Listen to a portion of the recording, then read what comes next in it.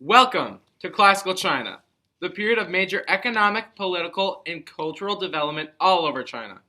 In this tour, we will go over what made modern China what it is today. One of the most influential dynasties during the era include the Han and Qin dynasty, both working on centralizing their government and standardizing their currency, laws, and even their language. Hey JD, I have a question. Why did they standardize their language?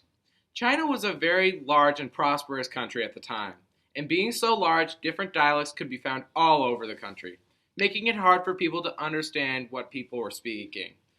The Chinese government created a character system that could allow everyone to be able to communicate with each other with ease. When they did this, they made the characters way simpler to write. Wow, how fascinating. JD, what is the yin yang and what's the big deal about it? Why don't we ask our yin yang expert, Nell, about it? The yin yang shows the relationship between light and dark, male and female, negative and positive, active and passive, sun and moon, hot and cold. The yin yang is the fundamental concept in Chinese philosophy, and many people revolve the daily activities around this idea. This is an important part of Chinese lifestyle because they need to ensure that people are staying true to their lives and aspirations. Thanks, Nell, for explaining to us the importance of yin yang. You say China went under political development. What do you mean by that? The main type of political development was based on Confucius and his values. Confucius was the first thinker who addressed the political and social order in a straightforward and self-conscious way. Confucius believed that the best way to promote good government was to fill official positions with individuals who were both well-educated and extraordinarily conscientious. Superior individuals is what he called them. In addition to his governmental views, Confucius created an imperial university that prepared young men for government services and took Confucius' values and took them to the next level. I'm curious about the architecture in China. Tell me more. In ancient China, the engineering and architecture were extremely advanced. However, at the time, wood was a primary building object. All of the buildings that were built during the Han Dynasty are no longer there. The oldest buildings go back to the Tang Dynasty.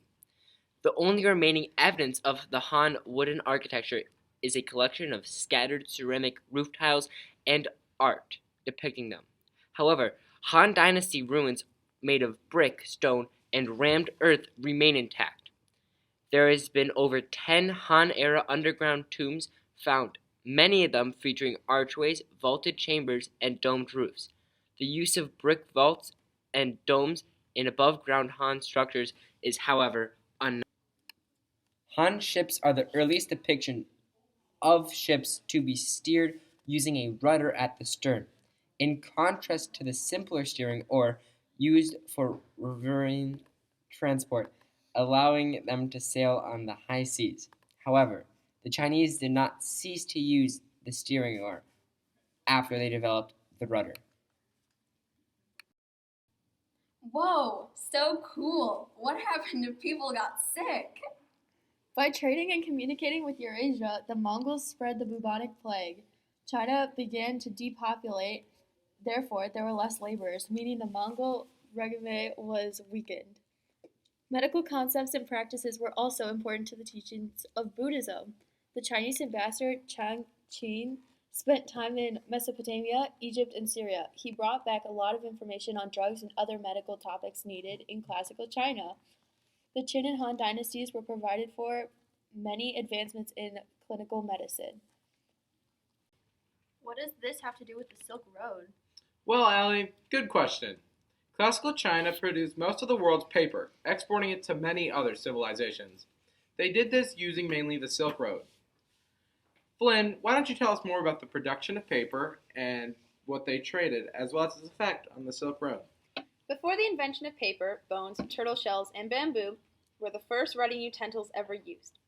Under the Han Dynasty, Emperor Ho-Ti was the first ever to create a paper-making industry. Even after the people in China began to use paper, it took thousands of years to reach Europe. For the traders on the Silk Road, paper had become a huge advantage. It prevented forgery and brought great wealth to China. Europeans were still using parchment or buying paper at much greater prices. By 1250 AD, paper-making technology reached Italy, and the Italians made good paper and sold it all over Europe.